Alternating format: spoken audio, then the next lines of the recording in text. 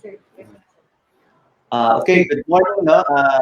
Babalik po yung BGMP's Web, yung online forum po ng Bureau of Jail Management Technology.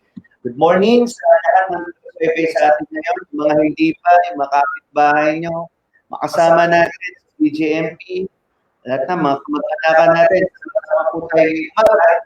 At pag-uusapan natin ang ilang mga issues na naitatanong sa atin ng mga jail officers natin at may special time bisita ngayong umaga. Magpapalala muna, Kuya Edwin, ang ating guest.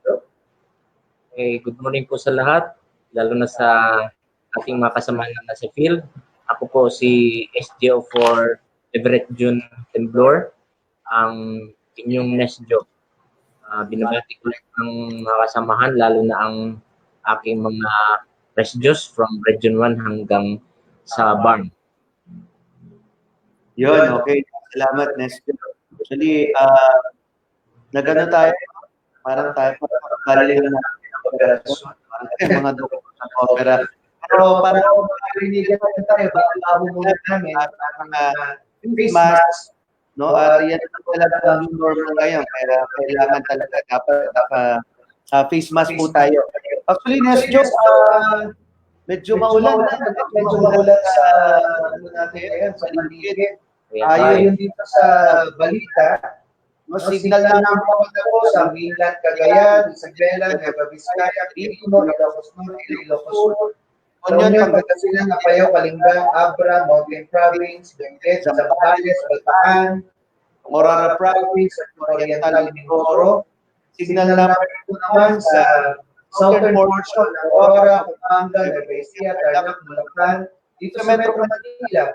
Signal lang na pala tayo dito. Cavite, Batangas, Laguna, Rizal, ang Quezon, Romblon, the rest of Northern Samar, Northern portion ng Samar, yung Calbayog, dyan sa Gandara, sa Sapuan, sa Catbalogan, and yung Biligan Province. And sana po yung mga kasamahan natin sa Sorsogon, Albay, Masbate, particular dyan sa Ikaw, at itong napakagandang Burias Islands, Catanduanes, Camarines Sur, Cam Norte, Marinduque, southern portion ng Quezon, Bilao at Timona, Alawan, Tanawan, ang western portion ng Samar, signal number 3. So, yung mga kasamahan natin dyan sa mga concerned leaders na yan, yung areas na yan, mag-ingat po tayo. Naka-lockdown na tayo. May bagyo pa. Oo, mabuti na lang. Nariyan, ang kasamahan natin, tuloy naman magbantay ng ating mga facilities. No?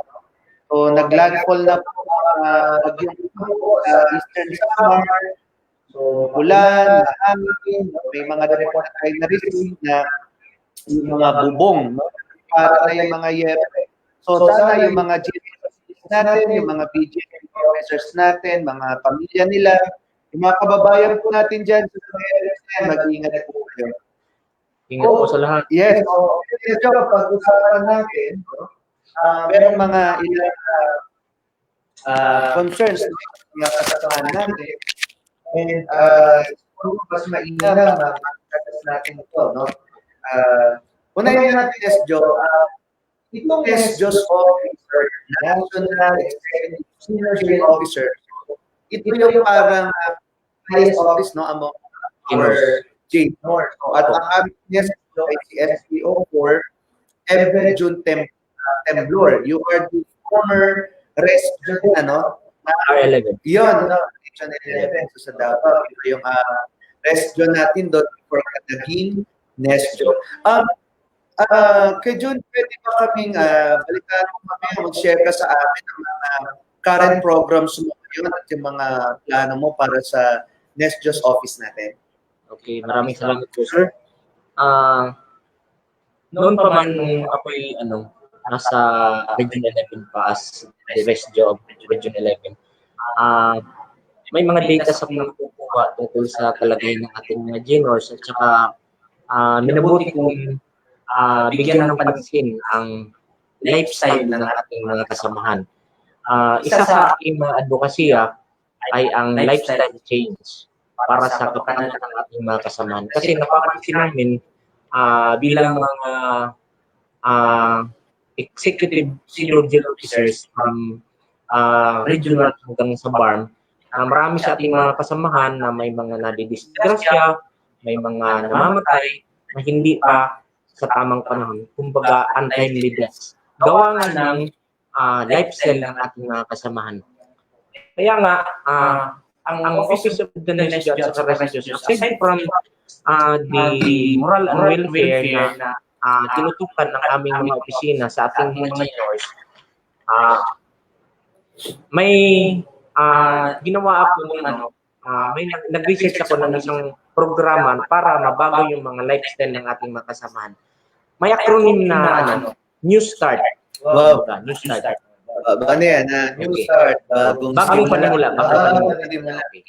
Ang letter N is nutrition. Okay? Kung ating pag-aaralan, mula pa ng unang kapanahunan, ang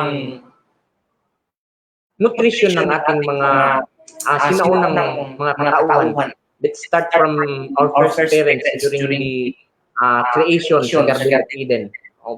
Punta tayo sa banal na kasulatan sa Biblia. Ang pagkain nila is more on fruits and vegetables lang.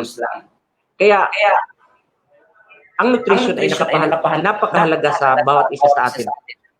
Ang ginagawa kasi natin ngayon ang sa panahon ngayon is more on meat at saka less ng less vegetables, less fruits. Kaya kung malalaman niyo kung mag-aaral kayo at saka tingting ng maigi ang history, yung pinakamatandang tao sa buong mundo, the oldest man that ever lived is Methuselah. Parang kilala ko yung kapitbahay niyan. Ni Methuselah, dating senator.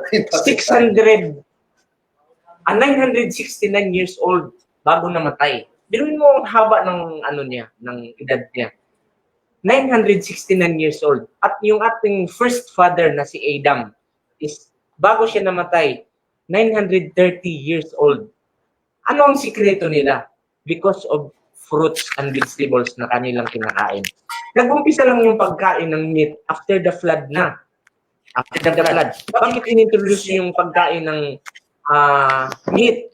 Kasi nga, during the flood, patay lahat ng fruits and vegetables. Wala silang makuhang fruits and vegetables. Kaya inintroduce yung pagkain ng meat. Doon nagsimula ang pagkain ng karne. Kaya after ng flood, doon na bumaba yung edad ng tao. Next, letter E, exercise. Gaano ba ka-importante ang exercise? Lalo na ngayon na nakalakdan tayo. May mga office dito na nakikita ko si Sir Moreno nagja-jogging every morning diyan sa baba kahit ano lang ka liit yung tinatakbo niya. Ako every Sunday aakyat baba din ako dito sa NHP para makapag-exercise lang. Kaya ganun ka-importante ang exercise sa katawan natin para mapanatili nating malusog at layo tayo sa mga sakit lalo na ngayon na pandemic. Next letter is W, water. Ang water napakahalaga. Dapat makainom tayo ng tubig na 8 glasses of water a day. Kasi pag hindi tayo nakainom ng tubig, nakulangan tayo ng tubig, lalo na ngayon na tag-init, alam may bagyo. Buti na lang may bagyo, medyo malamig. Pero kailangan talaga natin na hydration.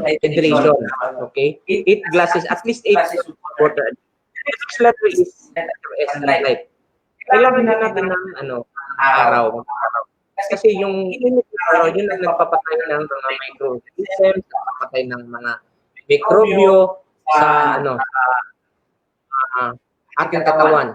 Kaya ganun kailangan natin sunlight. Next letter is temperance, pagpipigil sa sarili. Lahat ng ating gagawin in moderation. Anything exists is harmful to the body. Okay? Masubrahan ka man ng tulog, masubrahan ka ng kain, masubrahan ka ng sobra. Anything that is in exist is harmful. Yes, tama yan. Actually, meron isang it tells about the style of the Japanese. And there's a Japanese term na ang term na ito yung Hara Ichibu, no? Parang dito sa prinsipyo na to, dapat parang sa pagkain, 80% lang. Pag naramdaman mo na 80% full ka na, okay na yan. That's in relation kaya sa sinasabi mo na Temperance. Temperance. Sa labas, sa pagkain, bawal talaga. Kung halimbawa, busog na o nararamdaman mo medyo mabigat na yun, okay na. Opo. Thank you, sir. Next is air. Ano ka-importante ang air? Fresh air. Nakikita ko yung pagtitingin ka dito sa pagtitingin ka sa Manila, maliwanag na, gawa nga ng pollution is na nabawasan, gawa ng kunti na lang yung mga sasakyan na na tumatakbo, mga factory natin maraming close, so nabawasan yung pollution sa hangin, kaya maganda na yung tanawin sa kapaligiran. Ganun kahalaga ang fresh air na dapat nating malanghap pag tayo ay nasa labas o nasa looban ng ating mga opisina o tahanan. The next letter is R, rest. Okay? Dapat matulog tayo ng 8 hours a day. Makapagpahinga man lang. Huwag naman yung sobra sa trabaho, hindi natatutulog. Okay lang yung siguro kung sobra sa trabaho, pero yung iba sobra sa gala, kahit saan nakakapunta, wala nang pahinga. Ang advice sa atin is dapat makapagpahinga tayo ng 8 oras sa isang araw.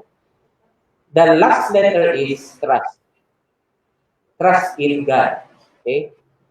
Napaka hirap isipin na yung mga ibang kasamahan natin ay sa sobra sa trabaho, sobra sa negosyo, kahit anong mga ginagawa, nakalimutan na yung Panginoon. Dapat pahalagahan din natin yung pag-alala sa Panginoon through prayer. Maniwala tayo sa Panginoon, manalangin tayo sa Panginoon na ang lahat ng mga pagsubok na ito, lahat ng pandemya na ito ay malalagpasan natin. Ika sa Proverbs 3, verse 5 to 6, trust in the Lord with all your heart and lean not unto your own understanding. In all your ways, acknowledge Him and He shall direct your path. Yun po natatapos yung acronym na New Start, bagong panimula. Sana po ay ating practice yung New Start, pagkain ng tama, pagtulog ng tama, pagpigil sa kahit anong masama, pag-inom ng tubig. Madali lang alalahanin, New Start. Para po sa kapakanan nating lahat, sa kapakanan natin ng ating mga pamilya, at makapagtrabaho tayo ng maayos, makapagserbisyo tayo sa ating kapwa, lalo na sa ating PDLs, at sa ating mga pamilya, at tayo'y liligaya, at sa sinabi ko na kanina, maniwala sa ating Panginoon sapagkat siya lang ang may control sa lahat, siya ang nakakaalam sa lahat, at sa tamang panahon, matatapos din itong ating mga suliranin. So kung maiyak, Father June. Parang nagsasalita ka, parang nag-attend ako ng yung pag-high school, yung before ako graduate. Nakalimutan ko ng tawag dyan, tatangin ko na lang mamaya si SJ o Suchin. Anyway, maraming salamat, Nestor, no? Kasi tama talaga yun na unang-una importante pangalagaan natin yung kalusugan natin. And yung lifestyle talaga, medyo nagulat lang ako dun sa na-mention mo kanina nung nag-share ka na meron tayong mga untimely death. Marami our personnel, no? Yes, sir, marami. Na dahil sa lifestyle. Pero mag-30 lakas ka pa lang, nagda-dialysis ka na. Yes, sir. Lalo na yung sitwasyon na to, so parang hindi ito magandang panahon lalo na magkasakit. Kasi parang pag na-hospital ka ngayon, marami mga kabayan natin na nag-worry na posible pa na mahawahan ka pa ng karagdagang sakit. Kaya nga sa mga kasama natin dyan, iyak ko na rin, lahat tayo, no? Ingatan talaga natin yung kalusugan natin kasi kapag nagka-problema tayo sa kalusugan natin, mas malaking problema pa yan. Kaya, medyo I've learned na merong mga concerns din, no? Yung ating mga kasamahan, meron silang mga katanungan, no? You being Nestor, pwede ba natin mapag-usapan, ma-share mo sa amin ano ba yung mga common concerns, no, ng mga kasamahan natin? Okay, sir. Ang dami po, sir, pero ang dami ito. Ang dami nagtatanong sa PBB, sa hazard, sa promotion, sa neuro exam, sa schooling, at saka ang pinaka-concern talaga ng lahat sa nakita namin sa aming mga residues is ang changing of the guards. Kasi magdadalawang buwan na po silang nag-duty. Hanggang ngayon, gusto na nilang umuwi kasi namimiss na nga nila yung mga pamilya, yung mga anak nila, yung mga nanay at tatay, yung mga bata, yung mga single mom, gusto na makita yung mga anak nila. Kaya isa yun sa nakikita namin mga residues na napakahalagang mangyayari sana kung matuloy yung changing of the guards natin. Okay. Okay. Actually, alam naman natin, yung concern talaga na makasama natin pagdating sa changing of the guards. First, naunawahan natin yung sitwasyon nila. Mahirap talaga na 1 week, 2 weeks, isang buwan, mahirap pa na hindi mo makakasama yung family mo. No?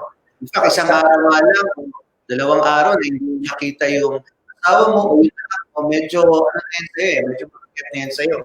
So, importante talaga na ma-address natin itong concern na ito kasi kung titingnan natin yung sitwasyon ng mga jail facilities natin, malaki talaga yung requirement natin pagdating sa number ng mga jail officers na dapat nakakagil doon para magbantay. Importante lang yan dahil hindi naman yung health concern na pinag-uusapan natin, pati na rin yung ating security. So, ang directive naman sa ating mga kasamahan sa the National Task Force to COVID-19, yung mga under ECQ at saka GCQ, since malaki talagang challenge pagdating sa prevention ng spread ng virus, wala talaga muna changing of the guards. Pero ito hindi naman talaga absolute kasi the Regional Task Force may recommend na the director if in case meron tayong concern na isang personnel o dalawang personnel o mga kasamahan natin na nagkakaroon na ng mga serious health concern o physical and mental, they may be recommended na mapalitan talaga at maging kasama doon sa changing of the guards. Naglatag naman na rin ng polisiya yung agency natin through the advisories that we issued, no, at doon nilatag natin kung paano ba ang proseso ng changing of the guards. But on top of that, sana maintindihan din doon ng mga kasamahan natin. Alam ko na naminis natin yung mga kapamilya natin, lalo na mga anak natin. Pero ang bottom line kasi nito, iniiwasan din natin na magkaroon tayo ng challenge sa atin pagdating sa health ng mga kasama natin sa bahay. More than the thing, that thing na limits natin, yung family natin, ma-appreciate natin na baka, pag lumabas tayo, pumunta tayo sa community natin, pumunta tayo sa mga bahay natin, pumunta tayo sa bahay mismo natin, doon pa magkaroon, Ahawa sila. Napakataas ng risk.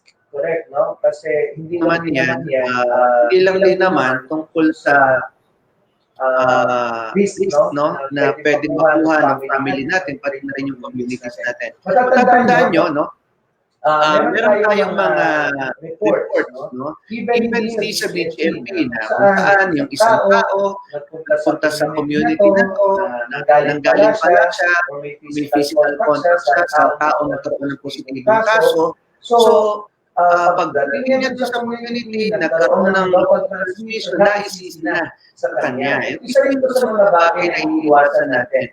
Pero ang BGMP naman, yung ating Regional Task Force, ang National Task Force, dinidil naman talaga natin ang sitwasyon na to sa mga kasamahan natin.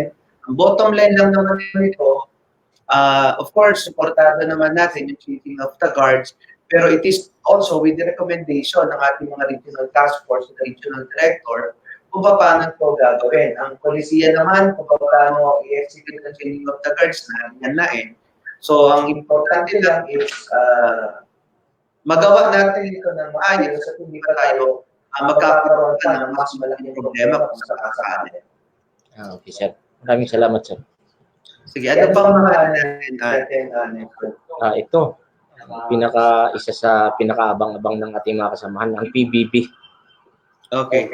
Ano bang status ng PBB natin? Okay. Una, siguro Nestor, mas maganda yan natin kung ano bang konteksto ng PBB.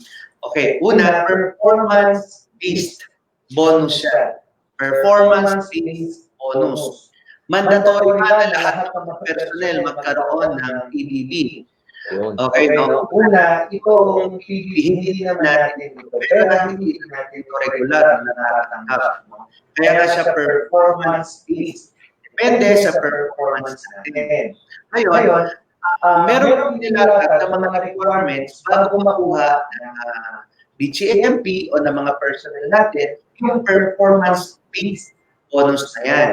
So, kailangan ma-comply natin yung mga requirements na yan at may submit natin sa iyo 25 Secretariat o yung PBB Secretariat para ma-evaluate nila kung compliant tayo. Ngayon, papansin nyo, napakaraming mga government agencies. Itong mga government agencies na ito, i-evaluate yung performance nila. Kasama na tayo doon. Ngayon, lahat tayo, definitely, lahat ng mga government agencies na yan, of course, we're hoping na makareceive tayo. Pero, kailangan, bukod sa compliant tayo, among the government agencies, isaroon talaga tayo sa mga top performers. At wala talaga magiging defects, no? Sa mga requirements na dapat i-submit natin at dapat compliant tayo. As far as the BGMP is concerned naman, na-submit na natin yung mga requirements natin sa EO25 Secretariat. So sa mga kasamahan po natin, since na-submit na naman natin, so bahala na po, or nakadepende na po yan sa EO25 Secretariat kung ano ang magiging kahinatnan ng kanilang evaluation. So kung ano po ang recommendation ng EO25 Secretariat sa PBB, yun naman po ang ibababa nila sa BGMP at yun naman po i-disseminate natin.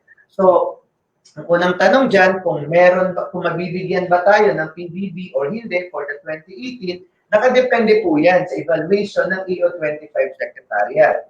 But of course, we're hoping na magkaroon tayo. Kaya lang, kung base sa evaluation naman ng EO25 Secretariat o yung PBB Secretariat, ay may mga ibang agencies na mas dapat makatanggap, then yun po talaga ang kailangan natin tanggapin, no? Kasi sila naman nag-evaluate, wala na po sa control yan ng BGMP.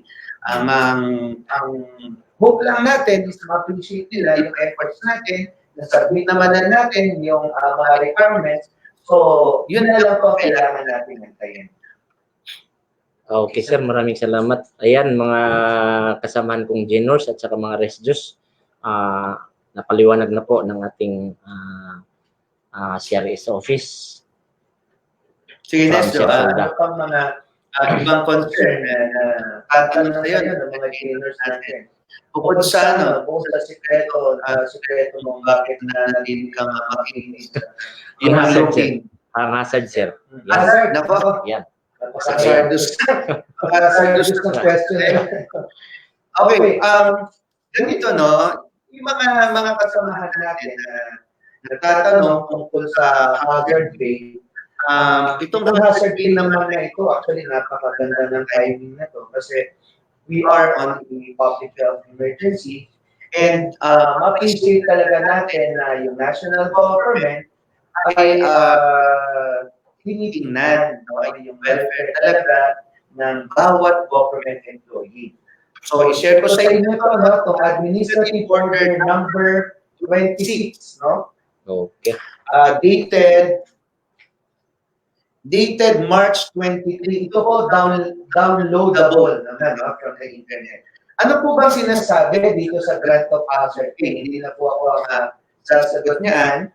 No, ayon po dito sa Administrative Order number 26, dito po sa Section 2, Paragraph B, ang sabi nito, personnel, okay, the heads of government agencies may grant COVID-19 hazard pay to their personnel without the need for further approval of the DBM, provided the following conditions are met. No? Following conditions. No? Tatlo yung conditions na nakalagay, pero isa yung pinaka-importante dito. Personnel have been authorized to physically report for work at their respective offices or workstations. So, physically dapat, nandun ka talaga. O, pumasok ka sa trabaho at ginawa mo yung trabaho mo. Kaya nga, hazard. Kaya nga hazard talaga naman trabaho ng BGMP para po sa mga nakasubaybay sa atin. Talagang mahirap. Kayo kaya ang makasama nitong mga to 24/7. No, mag-alaga sa kanila. Tulungan sila, bigyan ng mga magandang programa. No, considering yung sitwasyon nila, na ayaw na nga silang pansinin ng community, ng minsan mga family na rin. So, malaking challenge din talaga ito, no, sa BGMP. Ngayon, kailangan pala physically reporting ka sa work. Ano naman ngayon ang mga requirements para dyan? Para malaman natin na nag-report ka, physically, isa pa talaga may attendance, no? Ngayon, itong attendance na ito, itong sa bill, sinasabit yan sa regional office, kino-consolidate ng region, at yan naman po, no, ang ng lead ng regional office sa national headquarters. Okay. So, isasabit na po sa regional, nadalhin NHQ. For this period, the deadline po sa region ay kung for the hazard pay, ngayong araw, no? Ngayong araw, may ano na yung attendance. So, kino-consolidate po natin, iipon po natin ito, no? At yun naman po, masihan natin para po sa improving nung ating actual strength inventory na ginagawa din sa region, no? So, ito pong actual strength inventory, ito po yung pinapasok po natin sa payroll natin. At yun ho ang isinasabit ng region dito sa NHQ para makapondohan naman. Okay.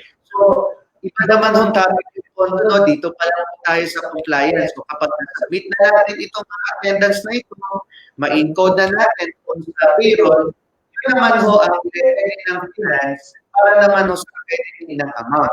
Ngayon, Ang problema yata, sir, may mga region pa hindi nakasubmit ng attendance. yes, correct. Tama kayo. Hintayin na ngayon. Yan, kasi dapat sa mga wardens natin, dapat timely din yung compliance natin papunta sa regional office. I think ito naman na lahat po, no, para po sa mga GNRs natin. Lahat naman po ng mga directives from the headquarters, itong sa PBB, sa hazard pay, ibinababa po ito sa mga regional offices from the national headquarters. Sa regional offices, binababa naman po yan, no? May respect platforms, sa cellphone, no? Na para makarating, no, sa mga units natin, sa mga wardens. So, ang in-expect po talaga natin dyan, dapat po yung wardens is nagpaliwanag na rin sa ating mga kasamahan. Ngayon, pag ang JNOR po natin ay nag-post, halimbawa lang naman ito, no? Nag-post halimbawa sa social media, nagtatanong siya.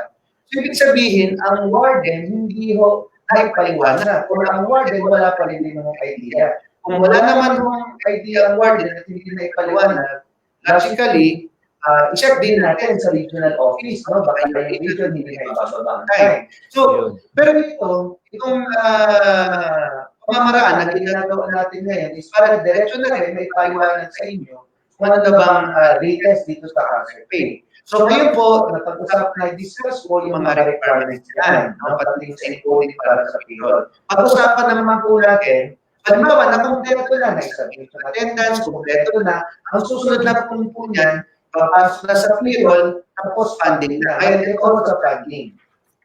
Sa funding, dalawa ho ang concern natin dyan. Sabi ho dito sa Administrative Order number 26, no? Dito po sa Section 3, yung fund sources para sa hazard pay. The funds needed for the grant of the COVID-19 hazard pay to employees in the executive branch shall be charged against the following sources. So for national government agencies, tayo po yun, shall be charged against their available personnel services allotments. So automatic po ba ito na nung nag-issue ay diretso may kasamang pondong ibinaba sa mga units po natin? Hindi po. So tayo, yung kung gagamitin natin para sa hazard pay, magagaling po yan sa mga personnel services natin. Ang personnel services, ito po yung mga pasweldo po natin. Ngayon, paano naman kung halimbawa wala naman pala tayong savings o wala pang ibang natitirang pera para sa personnel services? Kasi po, sa mga national government agencies, yun po ating pasweldo, no? 3 months, quarterly, nire-release na po yan. Halimbawa, no? Pwedeng halimbawa for the first quarter, for the second quarter, naibababa na po yan a month before, no? Para sa mga personnel services natin. Ngayon, kung hindi po kung halimbawa wala po tayong mga available, no? For personal services natin, at sakto lamang dahil bilang naman yung mga personnel natin, then doon po tayo nag-request for additional sa EDM para naman doon sa ibang mga sotono na yan na pwede natin magamit for the hazard pay. Ang question pa po dyan ang susunod, sinasabi natin dito, sinasabi po para maliwanag, under paragraph 3, no? Section 8, yung last line po doon, kung mababasa nyo. Ang sabi dito, should an NGA or SUC, I mean National Government Agency, or SUC means State Universities and Colleges. So should an NGA or SUC have insufficient personnel services, no, as or MOE allotments as the KCP, kasi yung MOE hindi lang ginagamit natin, kasi merong mga agencies or government agencies na merong mga contract of service at saka job orders. At na naman mo, regular employees natin eh. So ano pong sinasabi? Should an NGA or SUC have insufficient personnel services or MOE allotments, maybe, to fully cover the COVID-19 hazard pay at the rate, ito na, to fully cover the COVID-19 at the rate of 500 pesos per day per person, a lower but uniform rate may be granted for all qualified personnel. Himayin natin next yun, no? Kung ano ibig sabihin nito. Ang sinasabi, ano kung lang, insufficient yung ating personnel services, no? Para i-cover yung 500 per day per person na rate. Ang sabi dito, kung kulang, lower, but uniform rate may be granted for all qualified personnel, no? Kaya nga ako sa 235 pesos na yung kanila. Kasi kung wala naman talaga para doon, no? Yun ang prescribed dito sa administrative order. Lower, uniform rate. Actually, ito mga hazard, ito yung mga additional na sa mga sweldo natin. Pero kung titingnan naman natin, maganda siguro narating sa mga tayo na pag kailangan natin, kasi mahirap din naman. Alam yan ang samahan natin. Ito na, mga nanay. Pag nagsasabay-sabay minsan ng biyaya, parang sige lang din tayo. O sige lang tayo sa person. Pero, isipin din natin, halimbawa ngayon para today is meeting. Ang sabi natin, ay kikredit na yung ating mid-year bonus. Gagawin po natin yan. Kasi yung point sinabi natin. May need 15, kikredit ang mid-year bonus, no? So, hindi ko lang kung nakapasok. Okay, very good. Okay. So, sinabi natin, yan po ang ginawa ng in-address ng 15 and credit. Ano pong punto natin dito? So, meron naman regular na sweldo na nakatanggap. Yun sana yung natin ng mundo. No, hindi naman yung sana napupunta sa hindi naman dapat pagkalaan. So, ang priorities na kita. Susunod, meron tayong mga additional na lang talaga ito. No, of course, tayo, mga biyaya na sa atin, pero nasa tamang pagkasos din natin yan. And doon naman sa mga kasamahan natin, no, pero actually may mga nag-share sa akin, no, na meron tayong mga kasamahan na nag-post sa social media, like itong media bonus natin, no. I think importante din na appreciate ng mga kasamahan natin na unang-una, meron naman, hindi ito basta-basta lang din naman na i-credit sa atin, may proseso ito. Pangalawa, ito yung mga extras natin, no? Mga bonuses na kaya mga bonuses So, mas maganda mas maganda may mga nag-comment dito na wala pa daw malabo na pala yung signal at saka nag-feedback. So, matatapos na tayo. Ngayon ko lang nakasipan na lumapit sa laptop. But anyway, doon sa mga kasamahan natin, no, na nag-post ng ganon, mas mainam po anong din po tayo sa ating mga West Diyos, no? Sa ating mga warden. Kung pinuso natin yan, nakakatulong mo ba? Point lang namin, meron tayong magandang i-share no? Sa mga kasamahan natin. Mas maganda siguro yung paalala, encouragement. Kasi kapag nag-share tayo ng mga pwedeng mag-steer, no? Steer up ng mga magandang conversation, mas hindi nakakatulong, no? Lalo na sa mga ito. Ang importante naman po, sinabi natin, ng may pinili. So maraming salamat. Palakpan naman natin, no? I-congratulate natin yung ng Finance Service Office at i-credit na po yan sa mga kasamahan po natin. So yan po yung tungkol sa hazard pay po natin. So, maraming salamat, sir. Mayroon ito pinaka-importante nito pang moral sa mga kasama natin, promotion. Okay. Ano bang sa promotion? May mga kasamahan tayo na nag-neuro. Ito question from Region 12. Okay, Region 12. Question from Region 12. Nag-neuro sila last December, January natin. Okay. Ngayon, gawa nga ng kundi lang yung stats, hindi sila nakasama sa promotion. Na pagdaanan nila na lahat ng proseso. Ngayon, kung hindi lang sana nagka-COVID, wala lang sana ng pandemic, may promotion tayo within 6 months from December, June, kasi mag-expire na yung yung neuro kasi 6 months lang yung span ng neuro dapat. So, ang tanong nila kung kasi yung kaming promotion if I'm not mistaken is September yung appointment para sa mga juniors. Ngayon, ang tanong lang nila or gusto nilang mangyari sana na hindi na sila magdadaan sa neuro ulit. Okay. Nako. Okay, ganito po yan ha. Kasama natin. Tama ka na. Tama naman yung gumagastos sila para sa promotion, nag-a-apply sila, tapos hindi sila na-appoint, pero understandably kasi naman, ilan na sila. Pero they are sa mga gastusin, okay.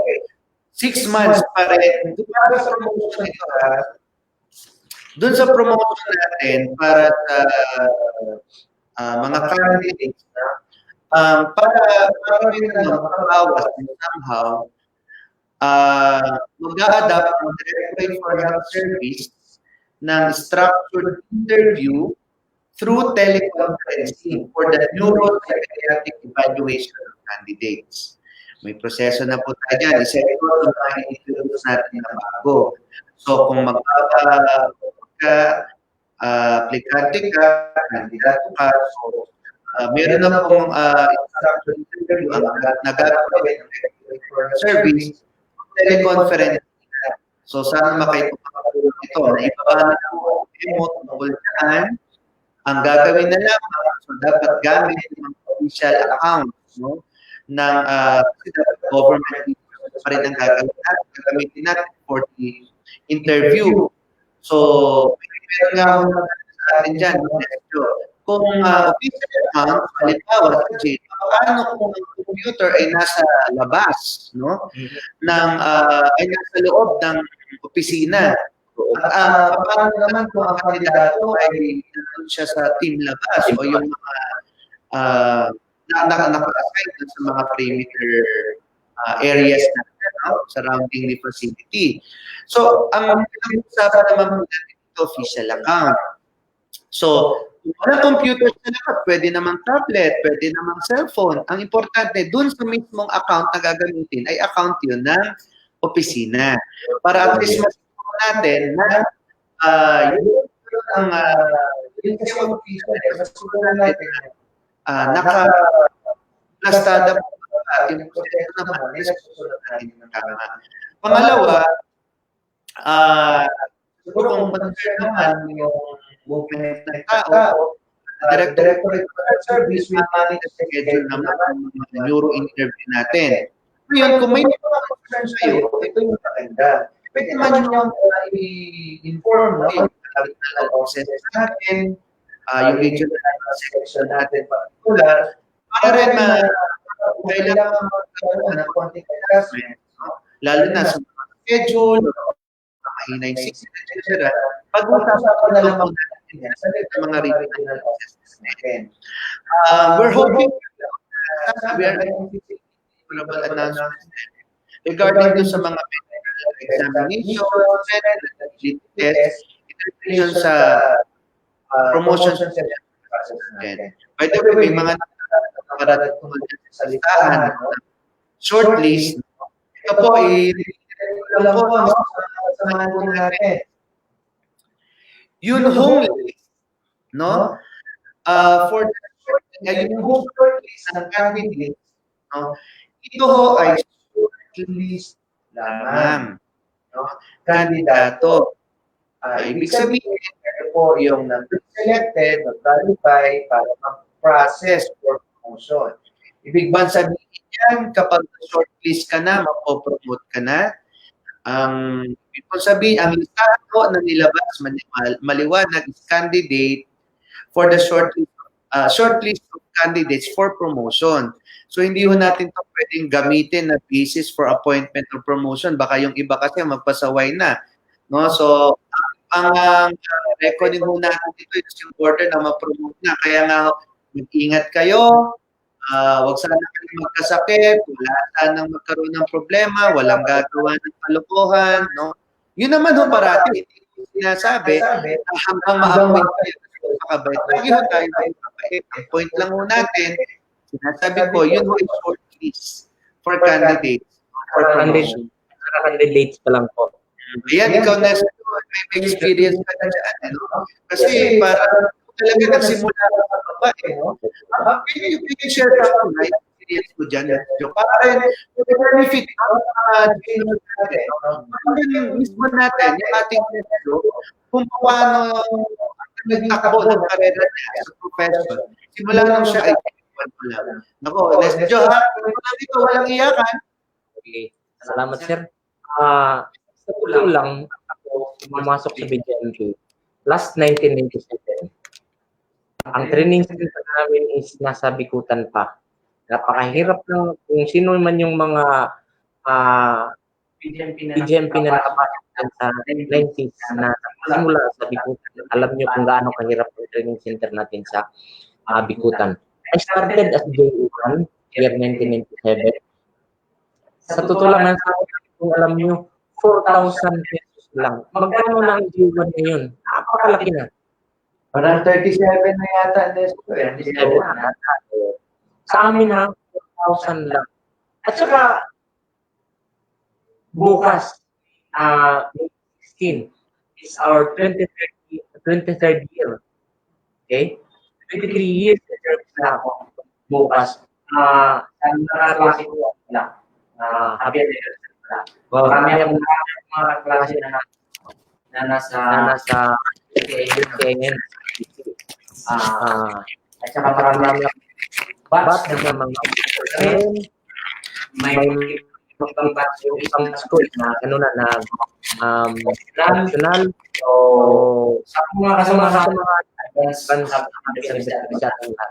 okay. From JO1, na-promote ako JO2, JO3, hanggang nakarating ako ng Resjo, hanggang nag-Nesjo. Na-assign ako as far as naka-assign ako dati ng Region 4A, Mapa City. Na-assign ako dito sa CR ng 1 year. Na-assign ako sa West East Region 11 na tapos dito sa National Headquarters as your Nesjo. So, ang dami kong nadaanan ko lahat halos ng office, naging custodian, escorting, na-assign ako sa gate, naging chief escort, naging chief WD.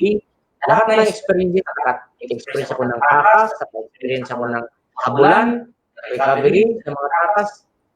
Halos lahat ng scenario sa jail na pagdaanan ko na bago ako nakarating dito sa Nesjo office. Every time na may schooling, every time na pwede na ako mag-schooling, I undergo schooling para automatic ang promotion. Kasi yung pagtatrabaho natin, hindi na natin isipin yung hindi na natin isipin yung mapopromote na tayo. Isipin na lang natin yung tapat na trabaho, yung promotion, bonus na lang yan. Kasi hindi mo naman inisip na sa ranggong ito, sa edad kong ito, makakarating ako sa office ng Nesjo. Ang sa akin lang, trabaho lang ng trabaho. Sa lahat na natin mga J1s yan, pasensya lang kung hindi pa kayo na-promote. Darating ang panahon na mapopromote din kayo. Kasi, ano pa naman yun eh, sa ng panahon may inilalaan talaga para sa inyo, para sa ating career. Kung tayo ay magtatrabaho ng gusto at magtatrabaho ng maayos, magsiservisyo sa gobyerno at sa mga kliyente ng mga PDLs. Wow. First time ko narinig si Father June na 23 years. 23 years in service na nag-share. Bukas. Wow. Parang nag-start kami kasi reception sa PNPA is May 1 3. So, tagal ko na rin pala. Ilang taon na lang pwede na akong mag-optional. Pero malayo pa. Malayo doon sa na-experience mo. At obviously, napakalalim nung appreciation mo rin sa profession, Nesjo. Kaya umabot ka sa pagiging Nesjo. Very makaganda lang. Makaganda nung sinabi mo about your advice sa mga young officers natin, whether jail officer yan o jail non-officer, bottom line talaga, pagpasok natin sa profession is hindi lang naman magkaroon tayo ng trabaho. Hindi lang yung magkaroon tayo ng mga bonuses, kagaya ng promotion, at iba pang mga kasama na sa pagiging uniform personnel. Pero yung na-mention mo na the government, client feels, yun talaga ang bottom line ng mga ito.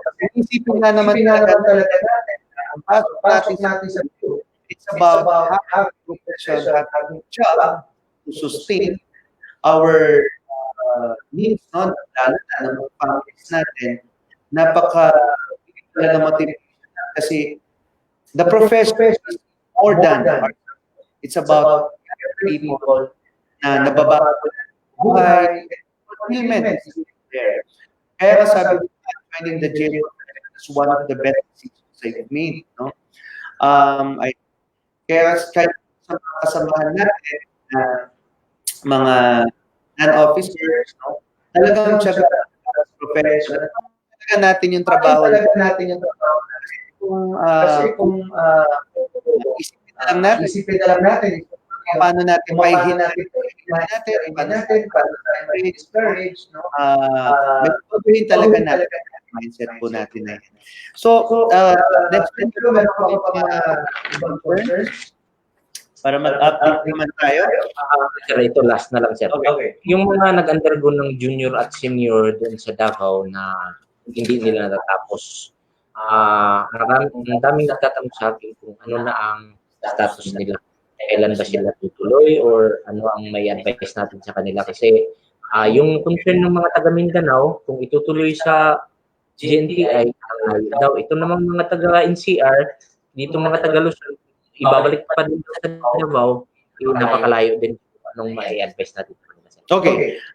Tungkol po sa ating career satellite courses, muli po dyan, of course, tinitingnan natin ang sitwasyon ngayon. Number one, hindi pa inaalaw yung mga trainings kagaya ng sa mga career courses natin. So, titingnan natin ang mga options. Isa po sa mga option na pinopropose ay magkaroon tayo ng parang online course, just to complete. Kasi I understand itong sa mga career courses natin, more than a month na sila nandoon, and kailangan i-continue. So, ito, proposal na po ito. So, uno sa mga kasama natin, kayo magpapadala-dala ng application sa inyo. Ang kailangan lang gawin ay pero ang ating directory for users, NTI, ginagawa yung nasimulan and one of the proposals na pwede tapusin yung kurso online. This could be one, tingnan na natin yung pilot ito paano naman apply ibang mga requirements. So, pag-uusapan natin yung mga kasamahan natin. Pero isa sa mga option talaga dyan, kung kakayanin, online na lang ang modules. Okay, klaro po yun. Mga kasamahan natin sa field at saka mga residues, kayo na bahala sa mga kasamahan natin na hindi pa nakakaalam. Pwedeng, posibleng online. At saka standby lang muna hanggat wala pang advice. Okay, thank you very much. Okay, John. Pasensya na po, dami technicals dito. Huwag ko kayo magaling, hindi ko naman ihahagit yung laptop namin sa bintana. Next, may mga tanong pa po dito sa mga kasamahan po natin, naghingi po sila ng update, pero bago po yan, meron po tayong mga katanungan sa mga po natin. So, isa-isahin po natin, batiin muna natin, Kuya Jun, yung mga nakasubay sa atin. Kasama natin dyan na nakakita sa amin, nakikinig sa aming mga pinag-usapan. Okay, ito merong nanonood from Puerto Princesa, si Marilyn. Wow, si Sharika Yuso watching from Kingdom of Saudi Arabia. Si Lucky Azarcon, sabi niya nag-e-echo daw. Si Ma'am Narcisa Ramirez, Ma'am, inayos namin. Si Ate Shai, si Kuya Alex, si Ma'am, ito pong BGMP Gaban City Jail, Puerto Princesa City Jail. Okay, may suggestion sa atin, huwag na natin ilagay yung mask sa baba ng dinala. Actually, kasi nakaganto muna talaga para madali rin naming maitaas, Tapos, yun pong, ito may tanong po si Sir G.K. Gamboa, good morning. After 3 years, pension ko na po sa July. Sino po ang pwedeng kausapin kung ito ba ay mag-materialize na? So, ito, si Sir G.K. Gamboa, mag-PM po kayo sa BJMP official Facebook page, doon po natin, sasagutin po yung concerns nyo, i-relay po natin ito sa Directorate for Personnel and Records Management. May tanong po dito na sa piyansa, hindi po namin ito masagot. Mas maganda po siguro sa lawyer na lang noong PDL po natin. And then, sorry po, maganda yung sounds. Hindi po, mag-adjust po kami. Then, sabi ni Ms. Delina Tamayo as sponsor kung yung ombudsman clearance mas Pereira ang kukuha kasi NXQ na po ang bahala. Region 3 po ako, retiring soon. So, ganun din po si Ma'am Delina Tamayo. May message po kami sa inyo, ma'am. To give you instructions about what had happened, no? Doon sa dati kasi NXQ po, so tingnan po namin. Okay, before po tayo gusto ko lang, may mga gusto lang po tayong magpasalamatan.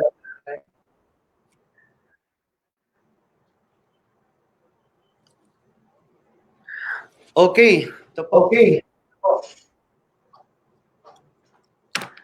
So, gusto lang natin pasalamatan sa yung donate po sa atin. Nakatanggap tayo ng portable ventilator with humidifier worth 1.9 million. Meron po tayo ng mga donations, face mask, face shield, gloves, may mga personal nag-donate ng cash, may mga disinfectant, PPE, toiletries, no, may nag-donate din ng bigas, medicine, other supplies, assorted foods, assorted clothes, no? So, maraming salamat sa mga nag-donate po sa atin. Okay, ito po yung mga top donors natin from all regions. Sa Region 1 po, Office of the Congresswoman ng District, 2nd District ng Ilocos Sur, Vice Mayor of Mabini, Pangasinan, yung City Government of Dagupan, LGU po ng San Carlos City, mga private groups and individuals. Sa Region 2 po, yung LGU ng Rojas, maraming salamat po kay Mayor Jonathan Jose Calderon. Sa Integrated Bar of the Philippines, Balesteros, sa St. Mark Parish Church and Parish Pastoral Council, sa Philippine National Red Cross Isabela Chapter, mga iba pang private groups and individuals.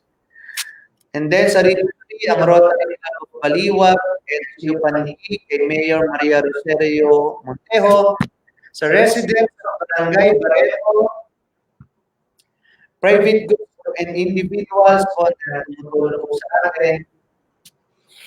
Sa Region 4 po, sa Divino Amor Church, City, Quezon Poultry Livestock Corporation, sa Social Welfare Development Office ng Tagaytay City, Gardenia Bakery Sweet Kings, at iba pa pong mga private groups and individuals.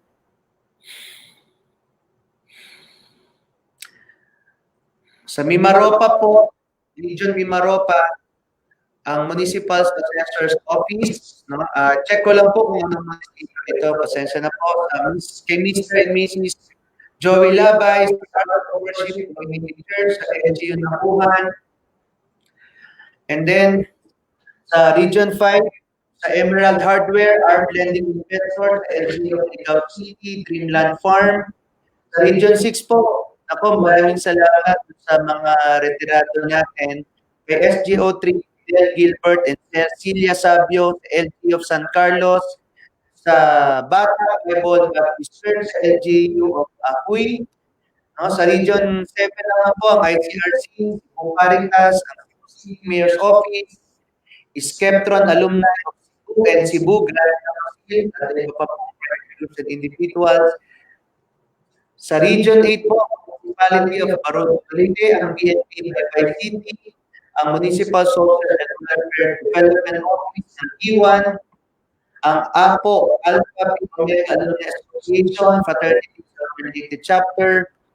Ang Region 9 po, ang Mayor's Office, no, ng Zamboanga, kay Mayor Beng Climaco, ang JHO Peace and Craft, ang Ateneo Zamboanga University, ang Sister Dali Calugas, at ang kanyang mga kasamahan. Sa Region 10, ang Prison Ministry, Missionary of the Holy and Sacred Almighty, God our Father, ang BFAR Region 10, ang Mount Kitanglan Development Corporation, ang Region 11 po, ang SPMC, Birada Daily, Glorious Church of God, Destiny's Church Sabao, Mr. Jerome Na, yung Tagum City, ng Public Attorney's Office ng Region 11. Basahin po natin para mapasalamatan natin.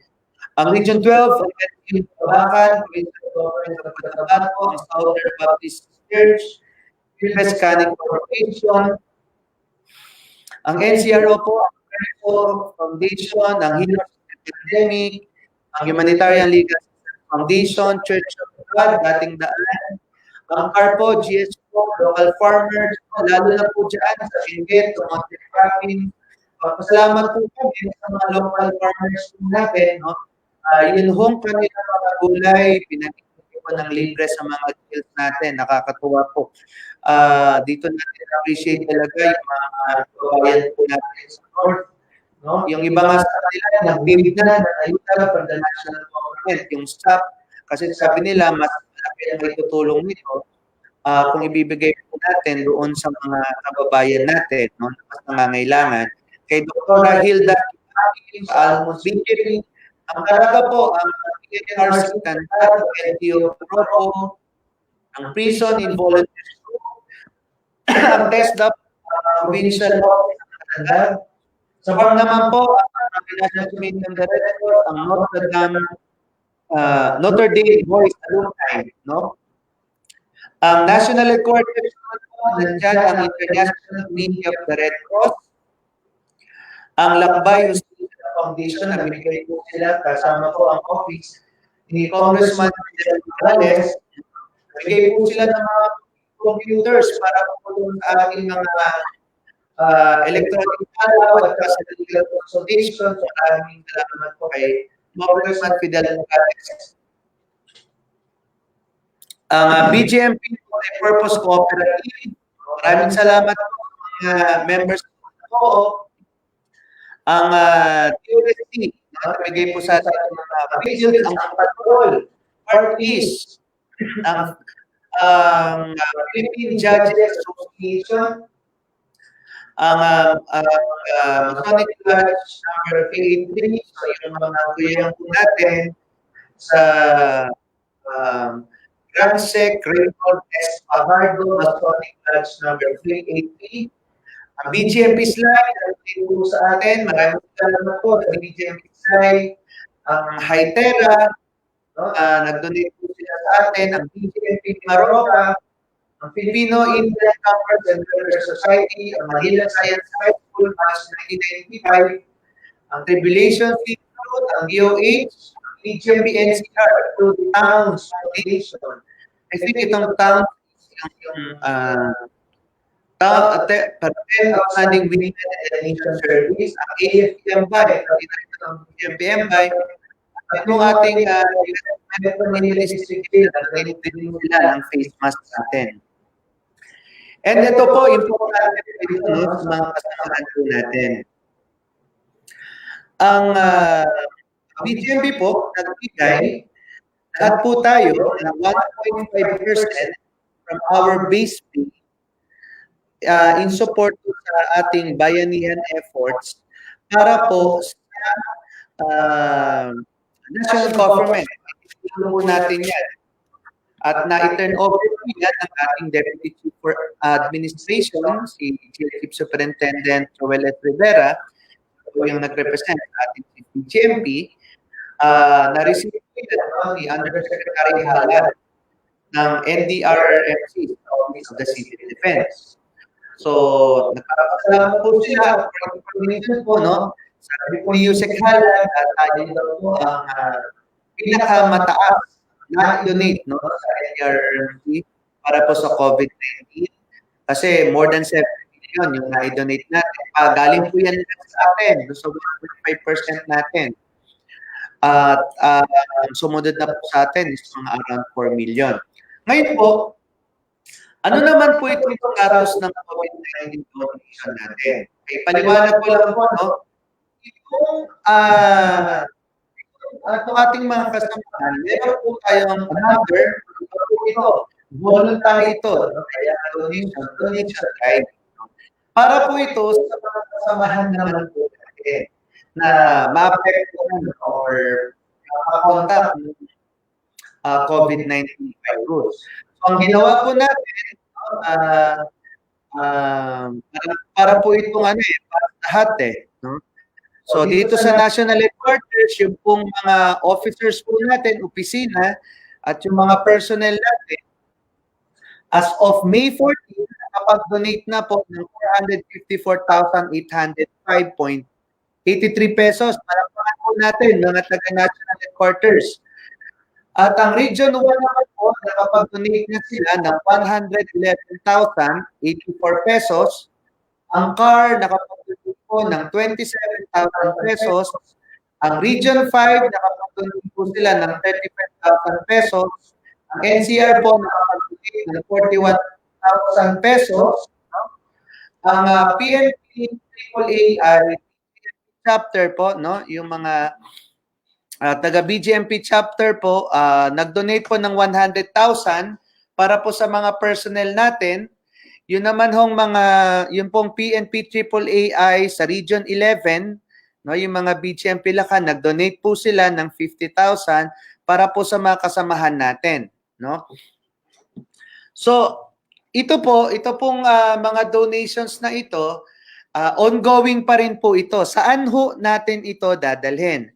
Yun hong mga personnel, no, na maapektuhan ng COVID-19, yung mga nag-positive, sa kanila po ito ibibigay. No, hatiin po sa kanila itong pondo na malilikom, no? Currently meron na po tayong I think more than 70 na personnel, no, na nag-positive nationwide. So sa kanila po ito mapupunta, tulong na po sa kanila, no? Mas mahirap naman kung tayo ang magkakasakit, no? So mas mabuti nang tayo ho ang tumutulong. Ongoing pa rin po ito. So sa iba pang mga regions, sana po makatulong po kayo, no, na makapagbigay sa mga kasamahan po natin na matulungan po sila. Actually sa Region 7 po, meron po silang 81,000 no, para po initial na tulong doon sa mga kasamahan natin. Ang Region 6, ganun din po, meron 3,000 doon sa isang nag-positive. Sa Region 9, meron pong 42,000 no, na binigay doon sa mga nag-positive na kasamahan natin. Doon ho sa NCR, meron hong 114,000 no, na naibigay initially doon sa 38 na nag-positive. So, at ang BGMP ho, tuloy-tuloy ang bayanihan natin para sa mga kasama natin. So yung mga gusto pa pong tumulong, ongoing pa ho ito. In fact, pati yata ang NESJOS office, no, may efforts din tungkol dito, no. Meron din po silang sinasagawang fund donation drive din para po makatulong doon sa mga kasamahan po natin. So, before po tayo mag-end, no, nais nating magpasalamat doon sa mga sumama po sa atin ngayong umaga at nagpapasalamat tayo kay Nesjo sa pagsama sa atin para maihatid niya, no, yung mga different concerns ng mga jail non-officers po natin. So, maraming salamat, Nesjo. Meron ka pa pang gustong i-share sa kanila?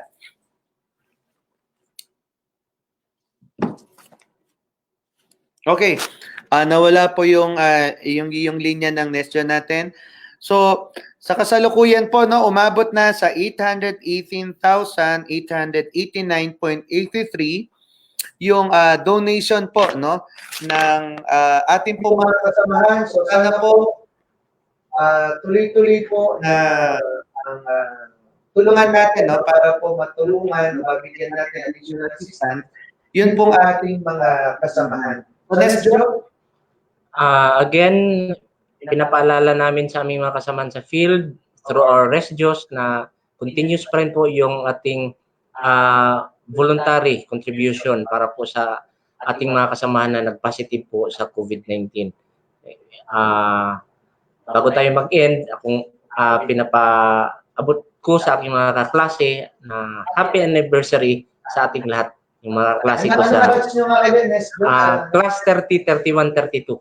Class 30, 31, 32. That's 97.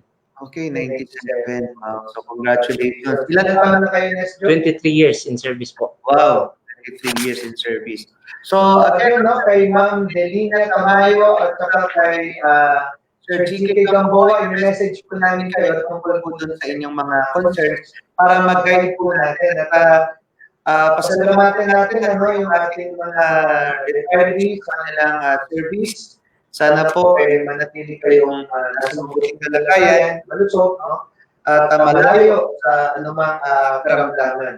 So muli, salamat po kami on behalf of the PGMP. Keep safe, ingat po kayo, ng umaga sa inyo lahat. God bless.